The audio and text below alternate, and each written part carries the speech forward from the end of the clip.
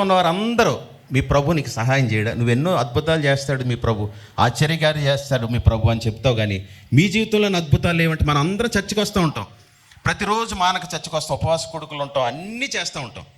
మన ఇంట్లోనే సమాధానం లేకుండా అనేక అపాయాలు, అనేక భయంకరమైన పరిస్థితులు జరుగుతున్నప్పుడు మన ఇంటి వారు, మన పక్కింటి వారు ఏమంటారు? ఎంత చేసినా నీకు మీ దేవుడు ఏం చేయలేదా అంటారు. ఎలిజబెత్ని కూడా అలాగే అంటున్నారు. గుడ్రాలు ఎలిజబెత్కి పిల్లలు లేరు, యాజక ధర్మం చేస్తున్నాడు భర్త జకర్యా. వీరిని కూడా ప్రభు ఏం చేశాడు? దర్శించాడు, వీరి జీవితంలో అద్భుతం చేశాడు. ఒక కుమారుని కన్నారు. ఎవరిని? యోహానుని. అద్భుతం కదా.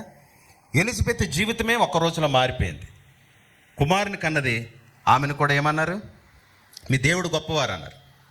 దేవుడు కనుక మనల్ని దర్శిస్తే, దైవ ప్రత్యక్షత మన కలిగితే మన జీవితమే మారిపోతుంది. మరియమ్మని దర్శించాడు దేవుడు, ఆవిడ జీవితమే మారిపోయింది.